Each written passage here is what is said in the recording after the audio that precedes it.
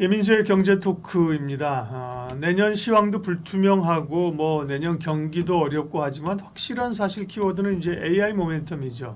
뭐 끝난 게 아니라 이제 시작이라는 얘기를 많이 하시는데요. 그 가운데 물리적인 변화들이 있습니다. 그 변화와 투자 이야기 SK인베스트 송가람 대표님과 함께 하겠습니다. 그동안에 이제 AI는 하나만 얘기해봐 그러면 이제 엔비디아 있잖아요. 그죠? 네. 근데 엔비디아 독주 체제가 좀 무너지는 것 같은 소위 하드웨어 섹터가 주춤하고 소프트웨어가 지금 다시 뜨고 있는데요. 그 이유가 무엇인지 먼저 좀 얘기해 주세요. 네. 뭐 다양한 이유들이 네. 있겠죠. 첫 번째 이유는 아무래도 가격적인 부분이 아닐까라고 음. 말씀을 드릴 텐데요. 주가가 많이 네. 올라온. 뭐 모든 분들이 아시는 사실 굉장히 단기간에 많이 올랐다라는 네. 점에서 이 부분이 가장 큰 이유가 될 수 있지 않을까라고 보여지고요. 하지만 이런 단기 악재 외에도 추가적인 것들도 우리가 살펴볼 수가 있을 텐데 이 AI 하드웨어 섹터 같은 경우에는 매출은 계속해서 늘어나고 있다. 수요도 계속해서 늘어나고 있다라고 보여지지만 그에 따른 매출에 따른 주가가 어느 정도 밸류에이션 가치를 반영하느냐라고 했을 때는 지금은 상당히 높지 않느냐라는 의견들이 나오고 있기 때문에 지금 단기 약세가 나오지 않았느냐라고 보여지고 그 외에도 지금 시장 전체적으로 불경기가 이어지고 있기 때문에 이 AI 하드웨어에 대한 수요, 국가적인 수요는 계속해서 늘어나고 있지만 이 부분에 있어서 이 자체의 비즈니스 모델은 아직까지 뚜렷하지 않다라는 점에서 이 하드웨어를 사용해서 어떤 식으로 수익 모델을 가져갈 것인지에 대한 부분, 이 부분에 대한 논란은 계속해서 이어지고 있다라는 점에서 네. 이 AI 하드웨어 시장이 계속해서 이어질 것인가라는 점 계속해서 의문이 제기되고 있는 상황이다라고 볼 수가 있겠고. 그럼 엔비디아는 이제 팔아야 돼요? 지금 사면 안 돼요? 어, 한 152달러까지 갔다가 그죠? 지금 130달러 정도로 내려왔거든요. 네, 근데 엔비디아에 대한 수요도 물론 이제 경쟁자들이 생겨난다는 거지만 엔비디아에 대한 수요도 꾸준하잖아요. 예. 엔비디아는 저는 더 간다고 봅니다. 예. 이유는 다양한 이유들이 있는데 일단 박사님 말씀해 주신 것처럼 수요가 끊이지 않습니다. 이 수요를 처음에 국가적인 수요를 말씀을 드렸는데요. 이 AI 같은 경우에는 얼마나 많은 고성능의 장비를 얼마나 더 많이 지금은 확보를 하느냐에 대한 일종의 군비 정제 같은 것들이 되어가고 있는데 네. 주로 집중해서 투자하고 있는 곳이 바로 미국과 중국이죠. 미국과 중국에서 계속해서 구입을 하고 있다. 어느 정도 주춤할 수는 있겠지만 구입하는 것들이 크게 줄지 않았다라는 상황 속에서는 매출 부분에 있어서는 계속해서 이어질 가능성이 상당히 높다라고 보여지고 네. 그리고 지금 엔비디아를 가장 단적인 질문 보유하신 분들 팔아야 되냐라고 음. 생각을 하실 텐데 이 부분에 있어서는 뭐 개인의 선택이 될 수 있겠지만 트레이딩 관점에서는 아무래도 다시 한번 팔고 접근해보는 것도 나쁘진 않다라고 생각을 하지만 저는 장기 보유까지 생각하신 분들이라면 그대로 꾸준히 가져가 보셔도 된다라고 생각을 하는 게 이 부분에 있어서 하드웨어 부분에 있어서 엔비디아 경쟁 상대가 아직까지는 없다라는 것들은 많이 아실 겁니다. 그렇지만 우리가 관광하고 있는 부분이 이 AI 소프트웨어 부분에 있어서도 엔비디아가 굉장히 강세를 보이고 있다라는 점은 그렇죠. 네. 많은 분들이 모르실 텐데 맞아요. 이 뭐 에이백이라든지 다양한 초고성능 AI 반도체들 네. 같은 경우에 이것들을 구동하기 위한 이 OS가 반드시 필요한데 이것들이 대부분 엔비디아 제품을 사용을 하고 있습니다. 이 MS의 독주 체제가 굉장히 길게 이어졌죠. 이 부분을 뒷받침했던 것들이 바로 MS 윈도우라고 할 수가 있기 때문에 MS 윈도우 못지않은 마이크로소프트 윈도우 못지않은 이런 AI 쪽에서 소프트웨어 엔비디아의 소프트웨어가 계속해서 판매량이 늘어나고 있고 사용량도 줄지 않고 있다라고 본다면 지금의 이 독주 체제는 AI 소프트웨어 쪽에 주목이 좀 더 늘어난다라고 하더라도 엔비디아 쪽 매출 계속해서 지속될 수 있을 것이기 때문에 중장기적으로 본다면 지금의 약세 단기로 끝날 가능성이 높다. 엔비디아가 상승 여력은 아직도 충분하다라는 점 말씀을 드리겠습니다. 네, 말씀하신 것처럼 엔비디아가 뭐 칩만 파는 게 아니라 자기들의 그 플랫폼, 그죠?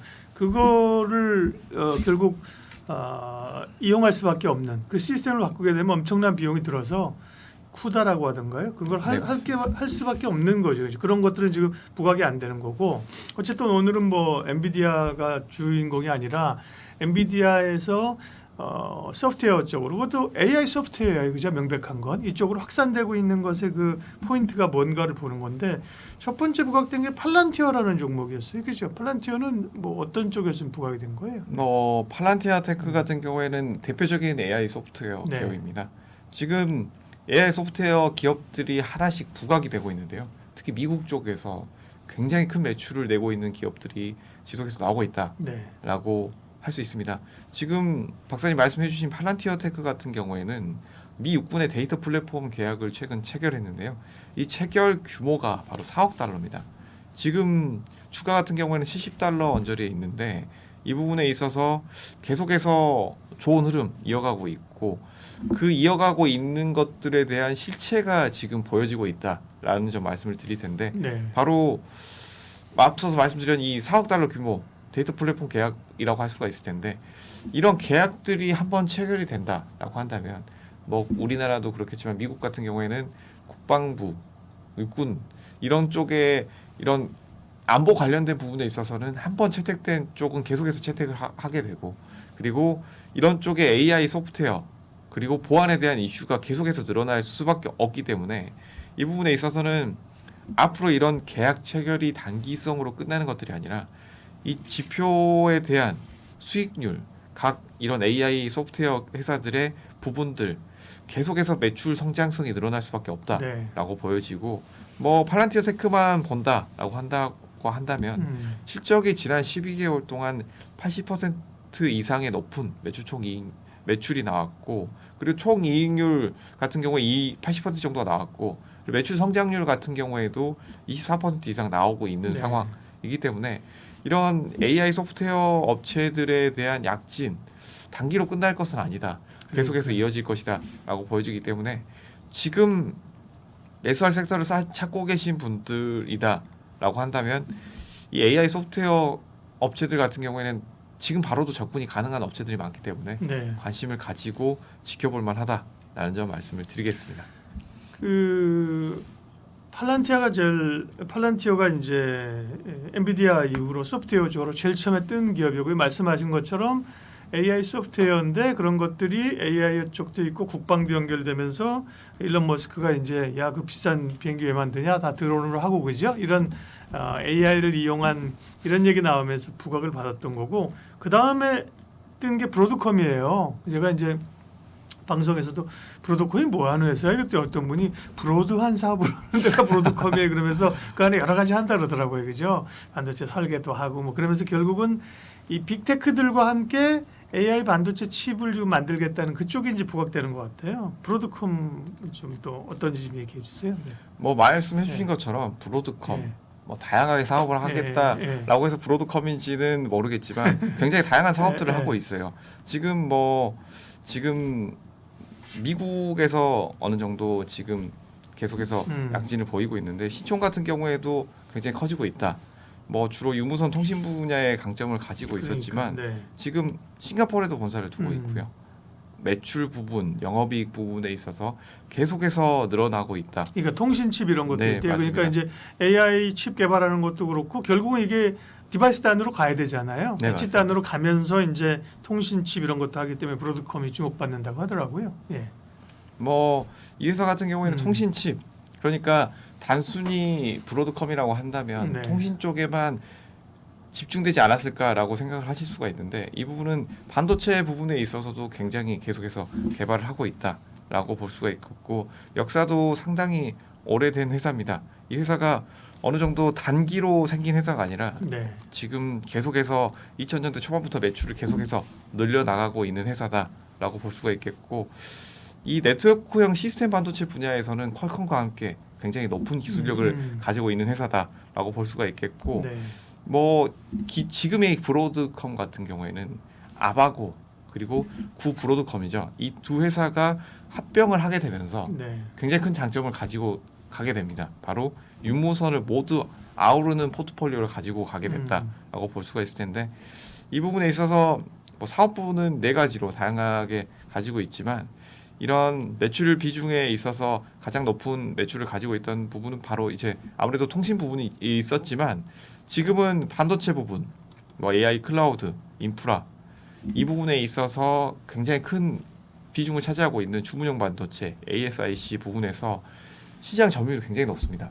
70% 이상인데요. 네. 그래서 계속해서 주목을 받고 있고 이 부분에 주요 고객사가 애플, 아마존, 구글 굉장히 쟁쟁한 기업들과 협력을 하고 있고 이 기업들이 계속 성장을 해 나가면서 브로드컴도 같이 커질 수밖에 없다라고 보여지고 있기 때문에 네.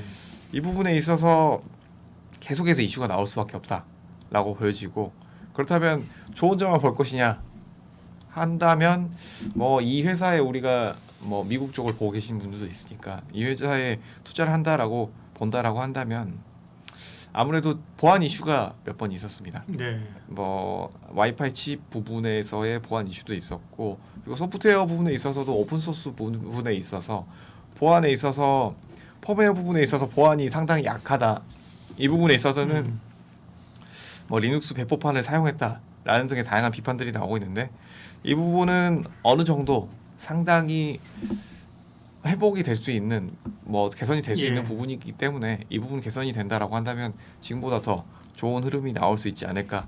네. 국내와 연결해서 본다라고 한다면 삼성전자 관련된 이슈들도 있는데요. 기존에 뭐 2023년도에 공정거래위원회와 이슈들도 있었지만 이 브로드컴이 선적 중단, 기술 지원 중단을 통해서 삼성전자 압박을 했던 이력을 가지고 있는데 이 부분에 있어서는 더 유리한 장기 계약을 강요하기 위해서 강요했다라는 뭐 공정거래위원회의 판단도 나왔던 부분이 있습니다. 네. 하지만 이 부분에 있어서 삼성전자 이슈, 그 외에 SK 하이닉스 이런 국내 반도체 주들과 엔비디아 그리고 브로드컴 이런 회사들의 협력 관계가 앞으로 늘어나야 되지 않을까라는 의견도 함께 드리도록 네. 하겠습니다.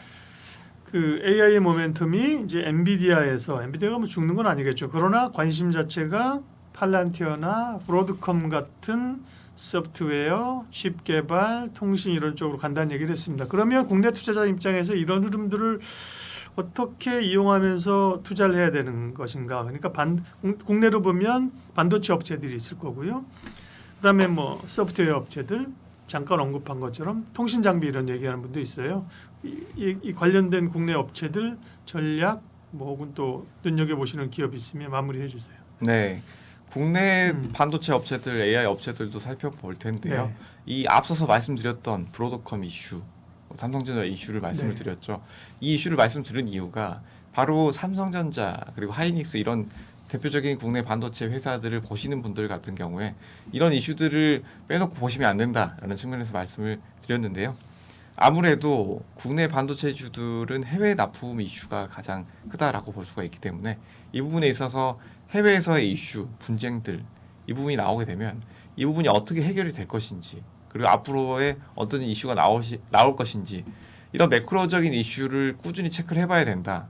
이런 AI향 반도체의 이슈는 중장기적으로 계속해서 이어질 것으로 보이지만 국내 대형 반도체주들의 흐름 이 부분은 우리가 이런 매크로적인 이슈를 잘 체크를 해봐야 된다라는 점 말씀을 먼저 드리겠고요.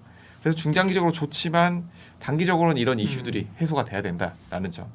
그리고 단기 트레이딩 관점에서 본다라고 한다면 AI 소프트웨어 업체들 눈여겨보는 것이 좋다라는 점 말씀을 드릴 텐데 매출이 계속해서 늘어나고 있다라는 점 그리고 다양한 수익 모델이 나오고 있다라는 점을 볼 수가 있을 텐데 그래서 단기 트레이딩 관점에서 본다면 이런 폴라리스 AI, 사이뎀 소프트 같은 AI 소프트웨어 업체들 우리가 눈여겨볼 시기다라고 보여지고요. 네. 중장기적으로 반도체 업체들 그리고 AI 하드웨어 업체들도 꾸준히 상승 흐름 이어질 가능성은 높다라는 점까지 함께 말씀드리도록 하겠습니다. 네.